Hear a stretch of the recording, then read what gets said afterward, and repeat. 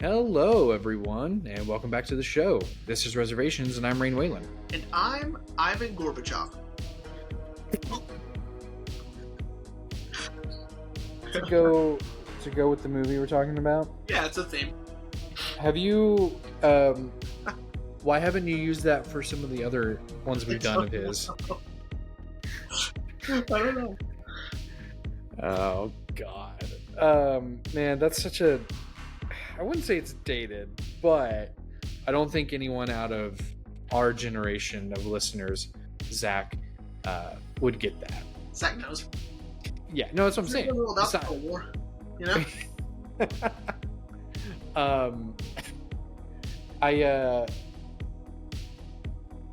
Oh fuck, what was it?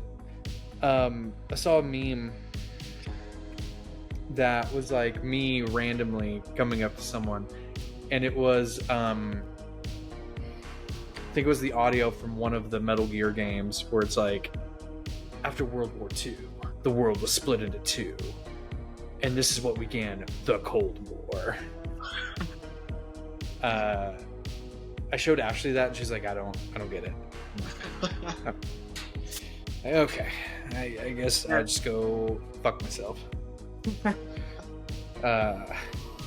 Well, welcome back, everyone. Oh, so I didn't finish telling you, dude, off mic. Oh no, I did. Never mind. My saga of trying to convince my mother to watch Sinners. Yeah. Yeah, man, she just wouldn't budge. I think though, while we're there, I think I'm gonna be like, all right, let's log into my Max account and watch this. Sure. I think I'm going to, man, because even Ashley like loved Sinners. She thought Sinners was so good. It is good. And it is so good. Like, God, I think it's good. Yeah. it's so good, man. And yeah, and Mom, if you're listening, which she's been catching back up again, we're watching Sinners. Honestly, man, like, you know, I have a feeling that this can be the episode where we could just try whatever we want and say whatever we want. If I'm being honest with you, because like we're talking about a film that, number one, isn't streaming anywhere. Number two is, you know, a 3-hour, you know, Russian. Yeah. You know, I mean, it's an epic for sure, but it's not everyone's cup of tea, and it's not something you would just sit down and casually watch. So I don't know. Like, I'm not saying we could like say slurs or whatever. That's not what I'm saying. I'm just saying, like, if we did, no one would hear us. You know what I mean? That's true. I mean, you know, our train spotting last week's episode started off really, really slow. Holy shit. It's at 73 views. 73. Look at us go. It's the second highest of this season. First is Blue Velvet. But dude, when I literally checked the other day, it was barely at 20. I'm like, all right, you know, I mean, it did better than Happiness. Double digits, man. Some of these are like 8, you know, or like 3 in some cases. But yeah, Happiness and Mishima. Happiness is 9 and Mishima is 8. See, but like, those are really good. I don't know why. It's fine. Yeah. Well, here, you know what? I'm go ahead and get you cranked up even more. So speaking of my mom catching up with the show, she was like, "Hey, there's she was like showing me something on her Spotify with our show, and she was like, "Hey, there's an episode missing." I was like, "Oh yeah, I know." And she was like, "What do you mean?" So I hadn't told you this, but I'm gonna get you your live reaction. So apparently Spotify doesn't like that we use copyrighted music, and has been telling me like, "Hey, like you're using copyrighted music." And thankfully I've caught all of it and been like, "Hey, no, like we're a critical podcast. Like music plays a big part in the movie. Like, and plus we don't make any money." Yeah. I didn't catch it in time for Double Indemnity, and it got removed. Interesting. Yeah. Okay, so Double Indemnity got the axe. But I mean, thankfully it's on YouTube. So for those of you listening and you really missed that episode, well, I mean, just hop over to the YouTube. But yeah, I was a little mad about that because even I noticed that and was like, where the fuck? Because Yeah, apparently they only, which is interesting. I didn't make it because like the other ones, they're like, you have 30 days to tell us, Yeah. you know, and I did, dude, literally, like I sat at my computer for a good 30 minutes being like, nope, like, because like I the didn't know you options were doing it were, every time. yeah, neither did I, but like it was like this episode, this episode, this episode, and dude, it was, but everything else got saved. And now I'm a little bit more like apt and I check him, but yeah, dude. Damn. So yeah, it's all right. I would say of this season, I feel like Double Indemnity was our mom said she loved that episode. Yeah. Um, I feel like it was our weakest, at least from me, Okay. because I was really tired when we did that, and I just felt like I was not at, and that was my pick too. And I just felt like I was not adding anything to the conversation. Um, let's hope this one doesn't follow suit either. I will agree. But with that being said, buddy, what are we talking about this week? So, all right. So this week we are discussing the 1966 Andrei Tarkovsky biopic, Andrei Rublev. Rublev, that's how it's pronounced. Yeah, I told you after we got him recording last week, I still butchered his last name, That's all but Rublev. Yeah, I was even like, all right, when did they say it? right. Oh, okay. It's hard to, And even to catch the pronunciation while they're talking in the movie. It's hard, yeah. So, buddy, was this a first watch for you, or had Yes. you seen this before? Oh, okay. No, I had attempted to watch it a couple of times when it was first released on the Criterion Collection, Mm-hmm. and then it was one of those where I'm biting off more than I can chew right now. I gotta come back to this because like I want to give it my all attention, everything. You're gonna need to give this your whole attention, and I just whatever. I would always get past the hot air balloon, because I tried like twice probably, and then I'd get past the jester, and then that was it usually. But yeah, so essentially yes, this is the first watch for me. Yeah, I had found out about the movie.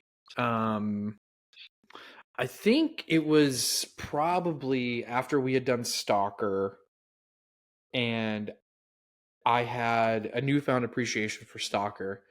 Because if anyone wants to go on our backlog, I apologize for the audio quality. Yeah. But our backlog, I distinctly remember saying I did not like Stalker. Mhm. Because that was really my first real big foray into foreign language films.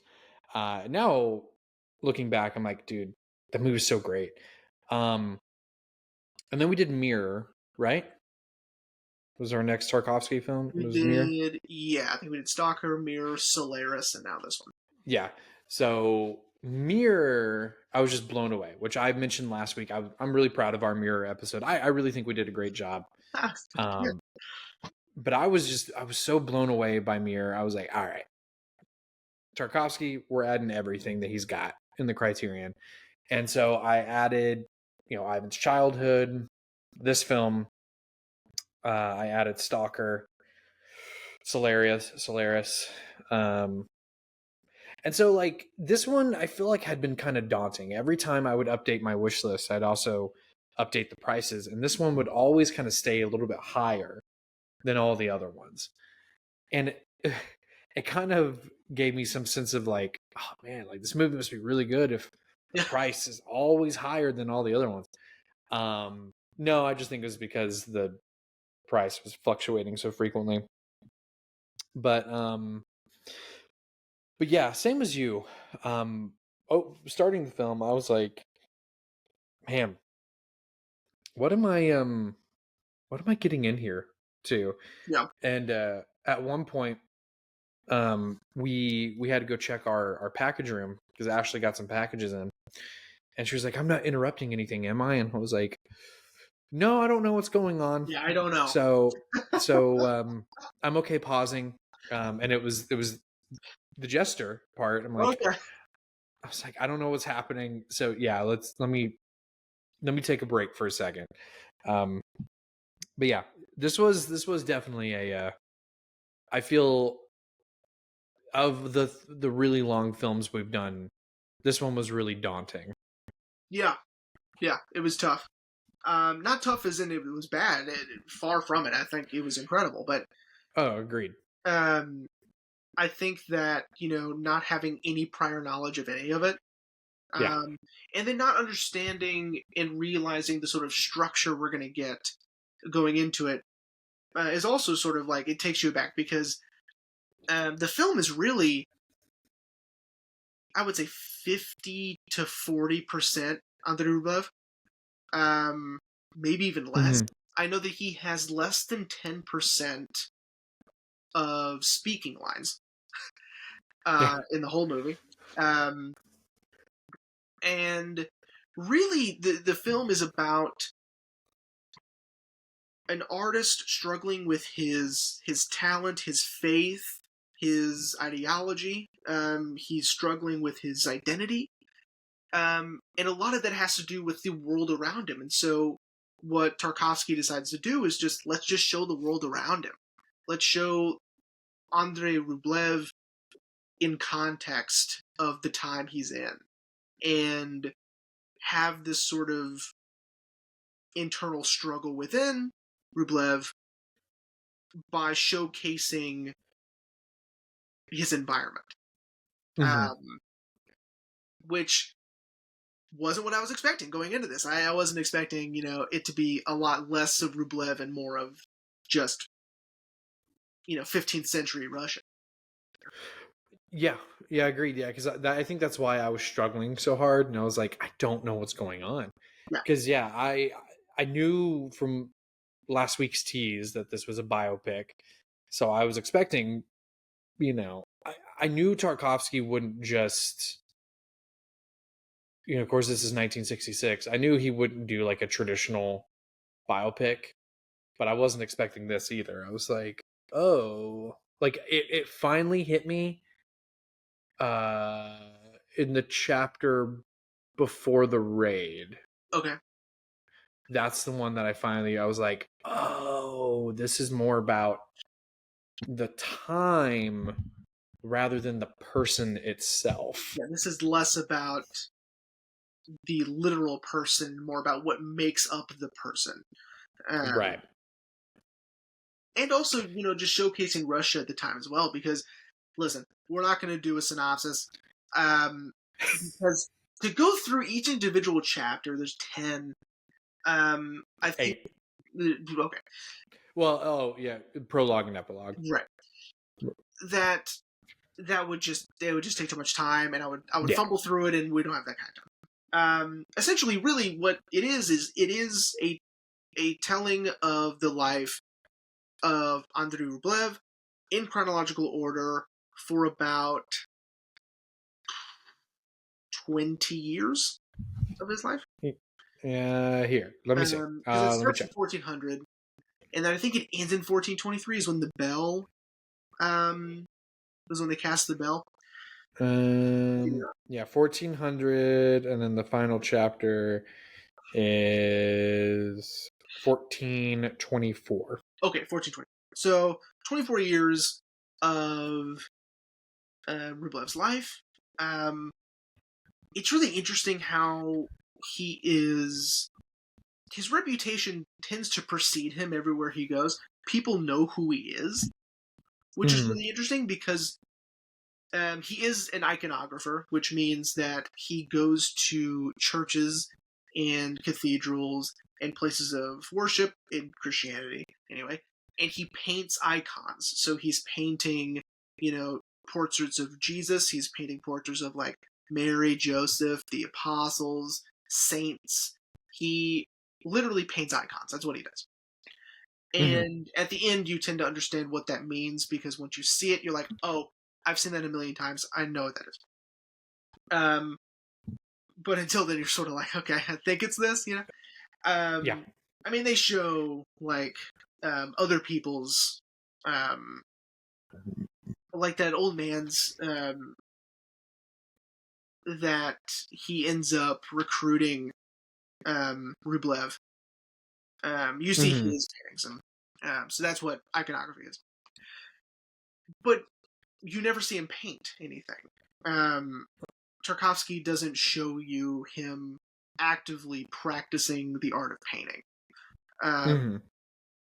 What he's showing you instead is the struggle of whether or not he wants to continue painting, or what, or the world around him showing him this sort of difficulty and this crisis of faith, where each encounter he has in every chapter sort of challenges what he's been taught his whole life and what he's dedicated his life to. I think, like with the Jester, for instance, Mm-hmm. he mocks the church, right?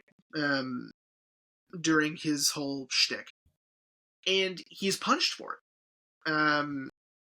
The guards come and they heard what he said and all that.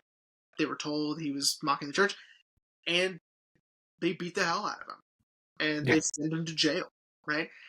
And that's sort of that's one of the first times we see Rublev sort of go, well, why would a Christian nation, why would Christianity not allow for,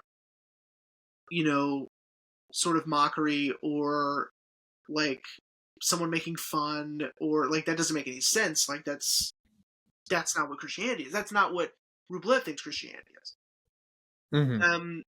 When he sees those pagan um those pagan villagers or whatever, that Mm-hmm. are having their celebration and they're dancing in the woods naked and all of that. At first, he's offended by it. Mm-hmm. Then once he sees them and gets to know them in a way, he sees that they're nice people and that they mean no harm, and they're just living life in this free spirit type ideology, and that they're yes, they're not Christian, but they're also not horrible people either. Mm-hmm. And so that also, it's a crisis of faith. He's saying, but I've been taught that Christianity is the only way, that this is it. And again, he's dedicated his whole life to it. And it's sort of but these people are so nice, and these people Yeah. mean well, and they're not, these people aren't terrible, and they're not hurting anybody, and it's, to each their own, right? Yeah, and even and he, even when they kind of threatened to kill him, Yeah. he still it's almost like he understands, like, okay, this is why they would probably resort to violence. I mean, he was peeping on a couple, so I mean, that's not cool. But yeah, you're right. You're right.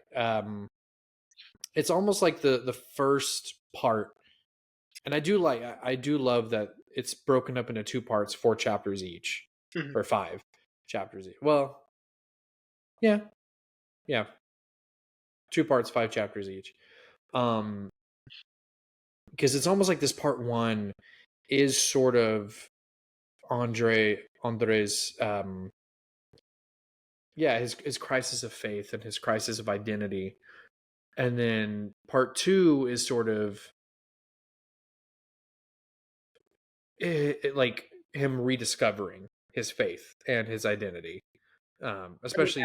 after lots of trials and tribulations too, because in part two is Mhm, where we get the raid, and where mhm, his art and his church are burned to the ground and destroyed, and where he kills someone. mhm. Yeah, I mean, that would test anyone, you know. Yeah, Um, Especially his artwork, that is yeah. being destroyed, and in the name of um it's probably a religious difference. They're called the Tartar in the film. I don't know if they're. I didn't do any research about if they are a legitimate, real From historical thing. from what I understand, they're a group of Turkic speaking peoples across Eastern Europe and Asia. Mhm. Um, yeah, the majority is in Russia. There's over 5 million of them in Russia. Hmm. Um, yeah, it's like the incorporation of the Mongol Empire. Yeah, so At first, I yeah, they're was real. sort of taken aback by seeing that they were of Asian descent, the attackers. But Hmm. then I remembered that Russia is just right next to them, so I mean, it doesn't. Yeah, Right, of course, Russia is technically Asia. yeah, Um, yeah. Yeah. So was I. It took me a second. I was like, wait, and then he's speaking Russian, but yeah, so that makes sense. yeah, right That next to her, so it's like yeah, not a big deal. and the majority of them are in Russia. So yeah. Or it could be one of Um. those. And this is probably too technical and not. It doesn't at all matter, but it could also be just one of those things where Tarkovsky's just having everyone speak Russian, just for it's easier. But Yeah. anyway, yeah, Yeah. Yeah. Yeah. But I do like that like that again. Um. Like what we were just saying is Tarkovsky is showing us the world in which this man is living. And again, part one is sort of like his, I wouldn't call it his crisis of faith, definitely his crisis of identity, but also like his curiosity and his testing of faith, I guess. um and then part two being his sort of shutdown, after the raid, um and taking up a vow of silence, to then rediscovering his faith and his identity, um, with the boy who makes the bell yeah, for the twin of the guy that burned his church to the ground. yeah, Um, and yeah, it is so interesting, the way Tarkovsky lays this out. And if we haven't, especially by now, this being the fourth Tarkovsky film we've done, if we haven't said enough by now, how Tarkovsky lays out a story is so cool. Like I don't like we've spoken a lot, and I know you and I both have seen movies where the director, the writer, everything's really coming together, where the story is like really solid and really tight. But how Tarkovsky weaves a narrative is just, it's so interesting, yeah, in a good way, of course. Because we are sort of doing these time jumps with each chapter, but it's almost like it picked up right where the last one left off. sure, Like, yeah. yeah, sure, it's been a couple of years, but this is where we ended the last chapter. Here's the new, and it's just, now that we're talking about it, it's almost kind of like I'm kind of a little bit like, well, then why was this so hard to understand in the beginning? It's because like I think it's the I know it's about Andrei Rublev. I know who the actor is who's playing Andrei Rublev. I know to keep track of him, right? Hmm. Um, and I'll learn as I go along. I'll pick up things through context, you know, as he goes along on this journey, right? But then we Hmm. keep going away from him, and we keep talking to other people, and we keep focusing on um, important figures of the time that are around him. Um, and then after a while, then we'll come back to him and see how what we just saw is affecting him personally. And I just wasn't prepared for that. And I also just wasn't prepared for, it's like, do I need to know stuff about medieval Russia? because I don't. You know, um, Yeah.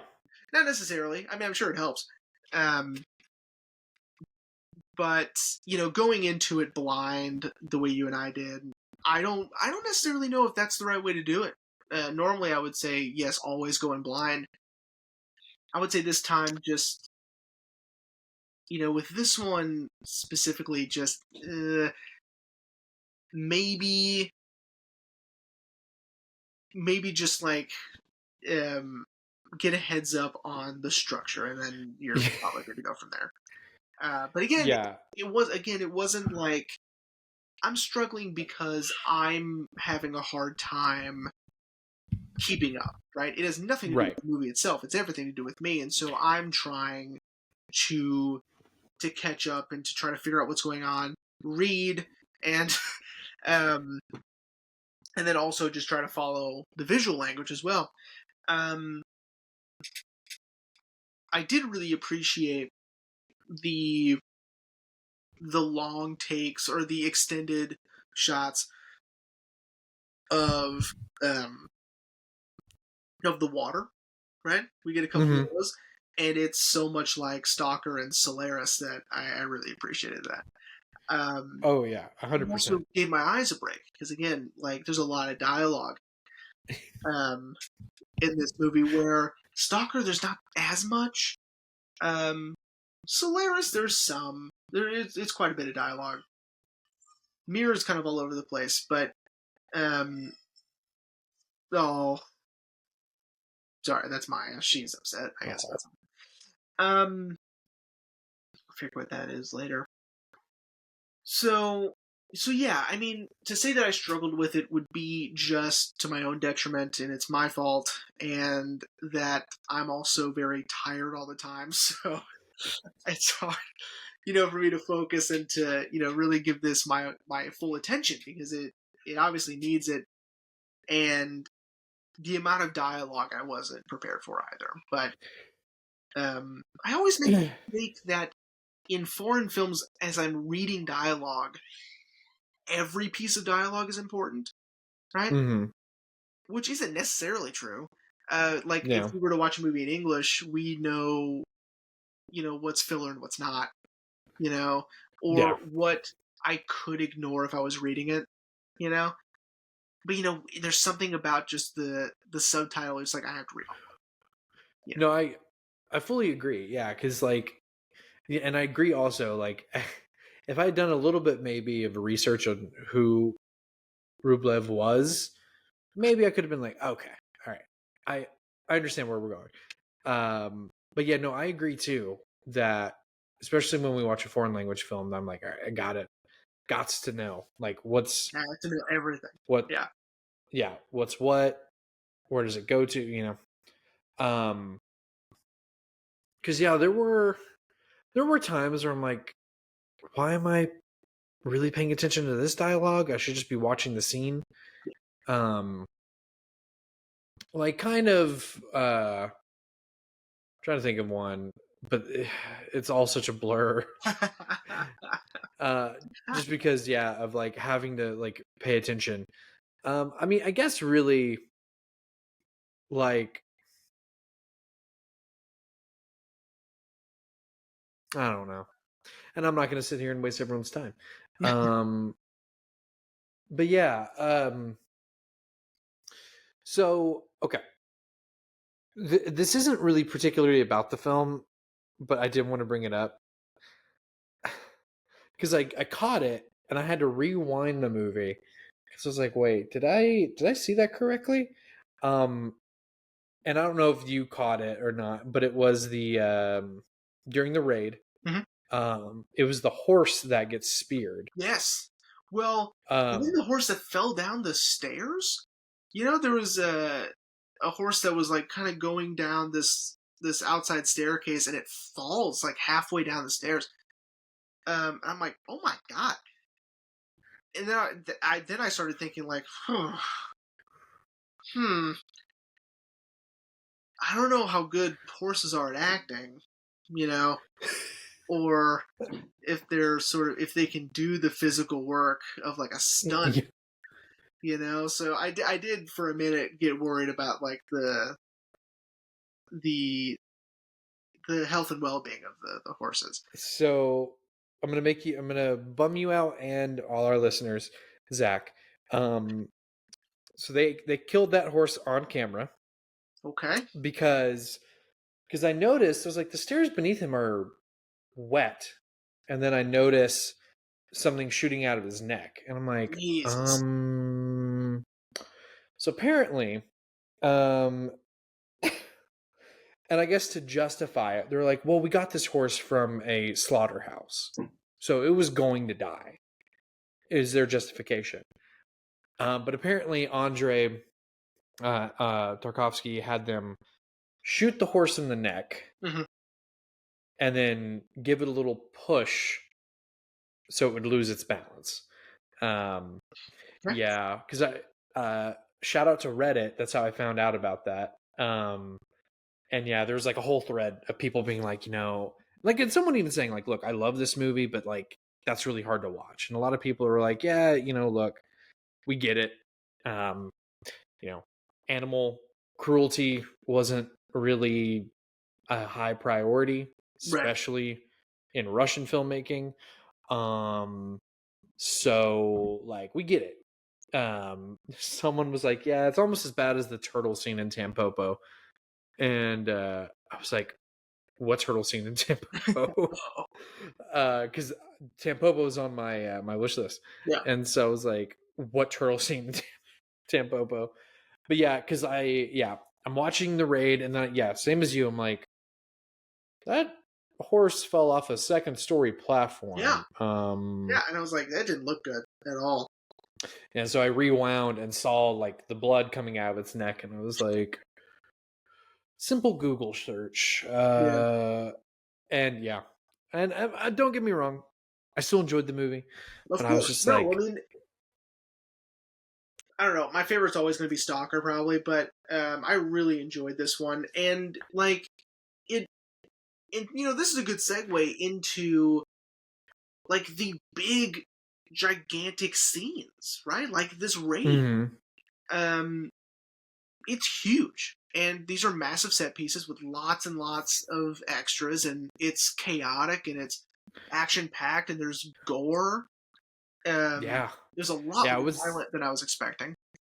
same, especially considering the other three films of him of Tarkovsky's we've done aren't that violent. No, in fact, they seem to kind of go out of their way not to be. Um, Yeah. and so I was taken aback by that. Um, very surprised, but also very impressed because when we talk about Tarkovsky, most of the time we're talking about his, slow, poetic, existential films, Mm-hmm. but not this one. Um, Yeah, it's I mean, it's like an epic. I mean, there's both in like the length of the film and the size of some of these scenes. yeah, I mean, and we do get those Tarkovsky isms, like, you know, these very quiet, private moments with the characters, all the shots of water. Yeah. Of course, the shots of water actually made me think of Solaris. Oh, okay. Just because I want to know how he did some of those shots, man. uh, but then we have scenes like the raid and the bell with Yeah, all of these extras, and I'm like, I don't remember seeing so many people in a Tarkovsky film I before. know. Yeah. but I mean, it makes sense with telling this story because of course in the 15th century, everyone would come and gather for the ceremonial ringing of a brand new cast bell, or it wouldn't be like 10 people there. It would be a gaggle.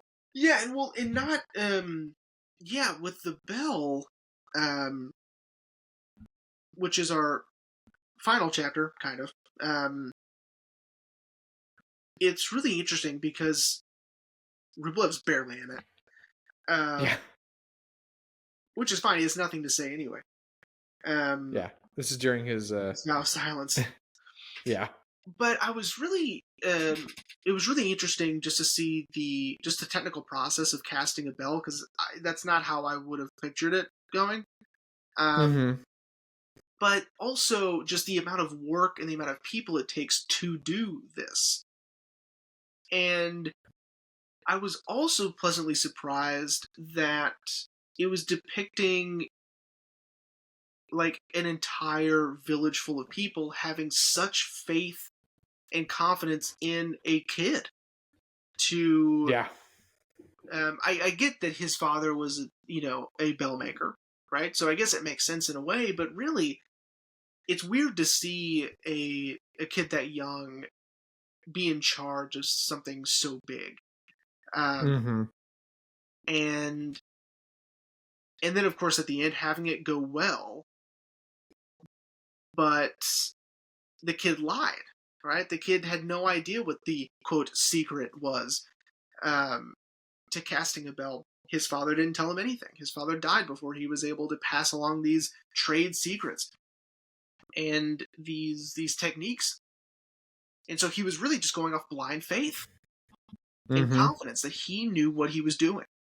And of course, that's what ignites Rublev's faith and confidence, is seeing this kid who is sort of in an opposite place he's in, where Rublev is sort of vowing never to speak nor paint again because he's unsure of his place in the world and his identity and his faith and his confidence, where he sees this kid who lacks the skill set needed for this job, Mm-hmm. but just did it anyway and succeeded. Mm-hmm.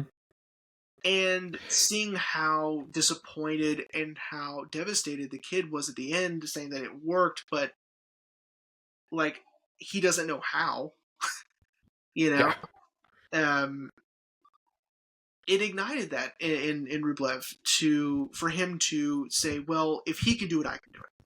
If he can Mm-hmm. just go off of blind faith and his confidence that what he's doing is right, then so can I.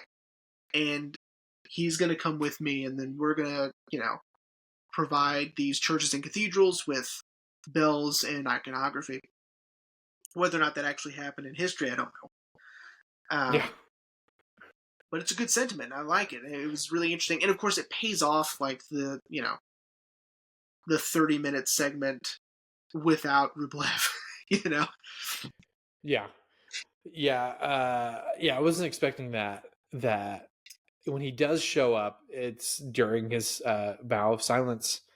And I'm like, oh, well, he might as well not even be here. Yeah. um, but yeah, it is interesting that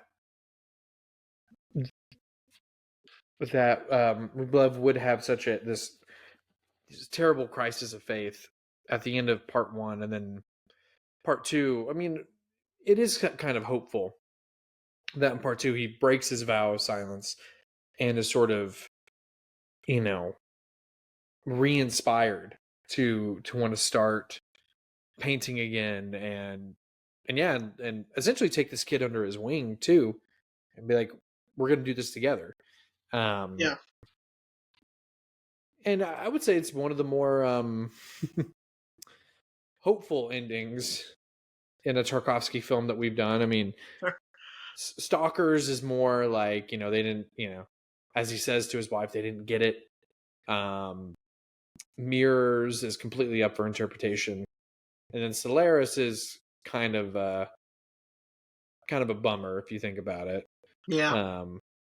But Tarkovsky, I guess, with this one was like, well, let's leave the audience with a little bit of hope, which is that Rublev will now start to paint again, Right. and he's got essentially a new protege with him. And then of course ending with the transition from black and white to color, and then showing us the works of Rublev that have survived up until 1966 was really cool. I really liked seeing the work finally. Yeah. Because the whole movie we're not seeing him do anything. Yeah. Which I thought was, I kind of liked that we didn't see him paint. I know that's sort of he's a painter, but we're not seeing him do it. In this instance and in this context, it doesn't matter if he, if we see him do it or not. Yeah. Yeah, it's like what is it? Like the whole thing that everyone points out that like in the first Harry Potter movie, Harry casts no spells See, at all, or well, that was great example. yeah, no, actually, that's true. He casts no spells in the entire movie. Sorry, because for a second I was going to be like, well, no, but no, yeah, which is a terrible comparison, I know, but that was the only one my brain would go to. Like, Sure. yeah, it's because, yeah. But yeah, I will say, I will point this out. I was a little perturbed by the fact that I think it was like 6 minutes of the 3 hour and 3 minute runtime is dedicated just to Rublev's paintings. Yeah. Which, on the one hand, yes, I get it. Tarkovsky is trying to celebrate this movie that's all about this guy. Right. But also, I'm like, it's 6 minutes worth of just paintings. Yeah. I don't care. But, like I said, that part can be ignored. My whole, like, this 6 minutes of nothing. Because, yes, I thought it was really cool. Because, like, the only time we see his works is during the raid, because we see the church completed. Yeah. But then we don't get enough time to sit with it and enjoy it because the church is burned down. Yeah. So yeah, I do like the fact that we do finally get to see them at the very end of the movie. I would just maybe say not 6 minutes. Well, I would. length. Okay, here's my argument for the 6 minutes. Okay. So it's sort of like it's a way of like giving emotion and context to the paintings because we've already lived this whole 24 years with Rublev. Keeping that in mind, here's the work he's done.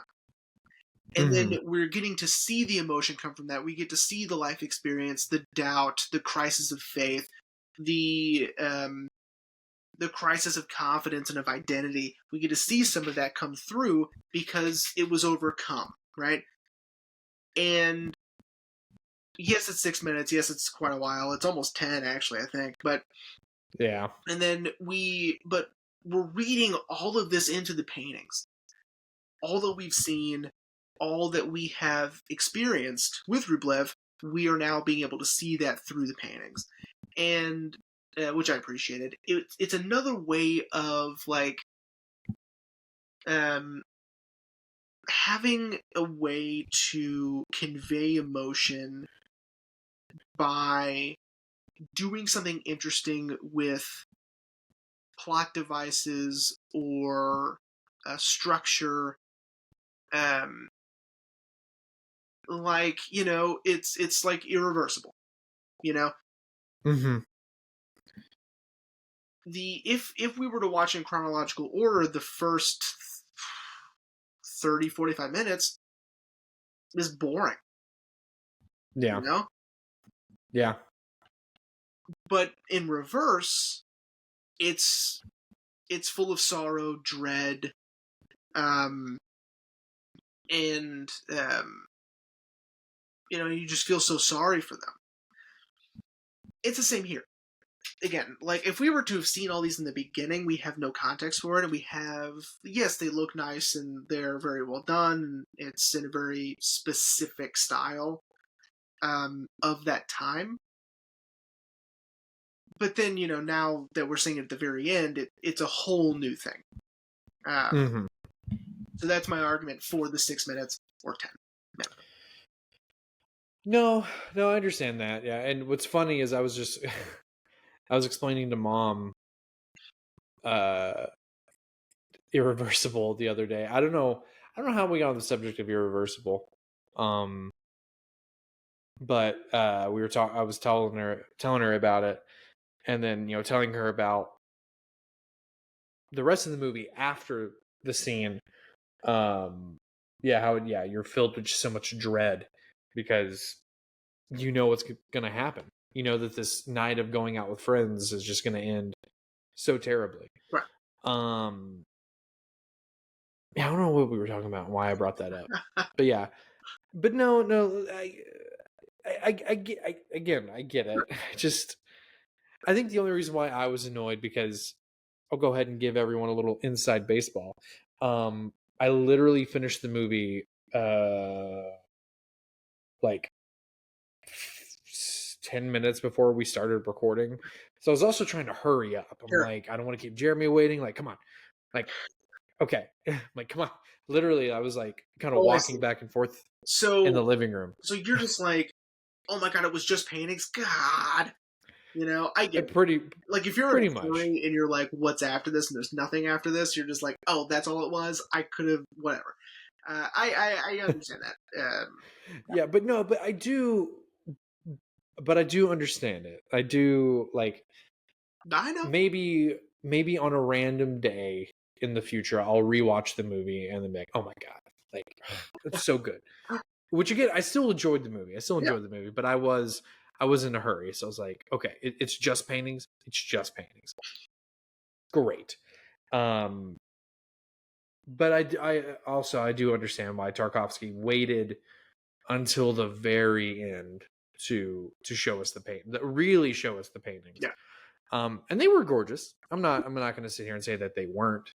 And it does make me wonder how many survived past 1966. Yeah, I don't know. And what's interesting is the last time I was in Austin, when you and Haley came down before Maya was born. Right. Ashley and I went to this art museum in Austin called the Blanton that we love. Blanton is Blanton? Yes. No. We'll say yes. And they had this whole area of like it was going through like religious paintings from like Italy, and then they started getting older, mm-hmm. like sort of like iconography from this time mm-hmm. that have survived. And I wish I would have been paying attention to the names, but I was in awe that I was like, man, this stuff survived this long. So maybe when Ashley and I go to Austin, maybe we can see if they're still there. Yeah. Although it was sort of hauntingly beautiful because they had them on the second floor, mm-hmm. and as we were walking around, the floor was kind of creaking a little bit, mm-hmm. and it was very quiet. Sure. And then we're surrounded by all these religious paintings, and I was like, this is, I don't know if I like this or not. And then I had to step out and call you real quick to form up a game plan for when y'all came to town. So yeah, that kind of saved me for a little bit. But then I went right back into there, and I was just like, ooh. But again, they were still really cool, and yeah, maybe I can see if they do have any of Andrei's works, if they're still doing that. They may have shipped them all back to wherever they came from, but who knows? Maybe I did see a Rublev and just didn't know it. Yeah. With that being said, buddy, are you ready to wrap up? Yes, I think so. Let me get my notes. I actually did take a little bit of notes today. Yes, that's correct. Yes, I said that. Yeah. Yeah. Nailed it. Cool, man. Yeah, I enjoyed the movie. Yeah. I kept messing with Ashley. I was like, "Are you sure you don't want to watch this 3-hour long Russian film with me?" And she's like, "Yeah, no, I'm so good." Okay. Rude. But I did really enjoy it. Like I said, maybe a random day in the near future, I'll rewatch it. Yeah. And now that I have a baseline understanding, Yeah, now let's see what's going on. Yeah. yeah, now I feel like it'll be a little bit easier to follow from the jump. But I did really enjoy it. I mean, I've enjoyed all of the Tarkovsky films we've done. Yeah, I absolutely. guess all that's next now is Ivan's Childhood, and Nostalgia. Nostalgia? It's Sacrifice. Oh yeah. Is it Nostalgia? Did he Mm-hmm. have a film called? Yeah. Oh, okay. I thought I was making that up. Ivan Childhood was his first film. This was actually his second film, Rublev. Which is crazy. And then his last few, I think it was his last two was Nostalgia, and then The Sacrifice was his last one. Nice. Criterion. Where the hell are those? Yeah, I know, right? Tell me about Could, could you imagine we get a comment? They're like, "We're working on it." Okay, like just calm down. it. Well, I have the Kinos, the Yeah. Kino Blu-rays, so I mean, Yeah. That'd be pretty rad, man. Because yeah, I really enjoyed this. I'm gonna say something controversial. I think Mirror might be my favorite one so far. not controversial at all. Yeah, no, dude, Mirror's so good. I really enjoyed Mirror. And so did Katya when she was in the Criterion Closet. She specifically pulled out Mirror and actually said the original Russian title. Wow. Yeah, no, I was like, it's like, okay, that's what's up. Better than us. I know. So what did you think, buddy? I loved it. I thought it was great. I have a profound appreciation for anything Tarkovsky does. I think that his visual style is unmatched. I think he's just so good and so brilliant. Yeah, I mean, I always feel a little dumb when I'm done watching one because I'm like, oh, get it. Takes a little research afterward, but yeah, then then I feel better. But Yeah, but that's good. It makes it's sort of that drive. You don't want to ever think that you know what you're doing all the time. So it's exactly. nice to throw in one of these and be like, there it is. I don't know anything, and then deep dive into these. But yeah, no, Tarkovsky's incredible, and we'll definitely do another one. So. Oh, for sure, for sure. Yeah, man. I mean, like I said, Ivan's Childhood was on my list, and then after you picked this, or technically I picked it, but you picked it. Yeah. But I picked it, but you picked it. I was like, yeah, maybe not do another Tarkovsky film this season. We'll save Ivan's Childhood. Yeah. But yeah. With that being said, buddy, are you ready to hear what we're going to talk about next week? Yeah. So, speaking of deep dive, this one's going to be a really good deep dive. Mainly just in from what I understand, just the visual language of the film. It's going to be really interesting to see, especially considering, the movie was filmed on a itty bitty tiny budget. And so real people are in the movie as extras. So next week, buddy, and again, I hope you get excited. I hope you get excited because I'm excited. I think I know. Yeah. Good. Next week, we are talking about a 1991 Richard Linklater's first film, Slacker. Cool. I have heard so much about this movie. It's fitting, of course. Ashley and I are going to Austin. Relative to this recording, we are actually already in Austin. But I've always been told that Slacker is honestly what gave Richard Linklater pretty much everything. Yeah. Cool. That's cool. Yeah, man. I'm really excited. I'm really excited. I was worried I was going to give it away when I randomly brought up Linklater. No, Because anytime you want to talk about Linklater, I'm in because I'm such a huge fan of his. You know, the Before trilogy is one of the greatest feats of filmmaking, in my personal opinion. oh, dude, 100%. Yeah, I think that he is just such an incredible storyteller and very versatile.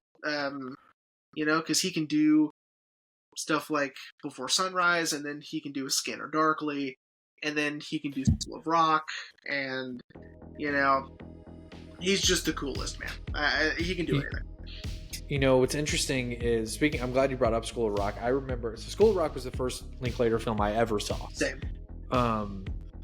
And I distinctly remember watching the special features on our DVD, and Jack being a little apprehensive when he heard that Linklater was going to direct it, because he thought that Linklater was sort of, I guess, at this point in his career, an art house filmmaker. Yep. Because he had seen Slacker, and I'm sure he'd seen Dazed and Confused, and so he was like, man, I was just really worried this was going to be an indie movie. But then Linklater pulled it off. I mean, so yeah, School of Rock is awesome. So. Oh yeah, School of Rock is so awesome, and I think that's what ultimately had Jack decide to come back and do Bernie with Linklater. Yeah. Which, according to Kyle Gass, is his favorite performance of Jack's. So pretty good. Yeah, but Slacker, man. That's exciting. I think mom gave me my copy that I have, and she even Scott was like, Slacker's so good. Yeah, and I was like, I've not seen it, so oh, sick. So this will be the first watch for the both of us. That's right. Hell yeah. And also, it's a comedy drama, so maybe a little lighthearted than talking about this epic. Man, I feel like this season we've given everyone like whiplash. I know. Like, all right, we're gonna do some serious movies. All right, now some lighthearted movies. All right, now a serious movie again. I mean, shit. We did Train Spotting and Happiness back to back. Like, yeah, that's true. Goddamn. All right, everyone. Well, we hope you enjoyed this episode on Andrei Rublev, and we'll see you next week for Slacker.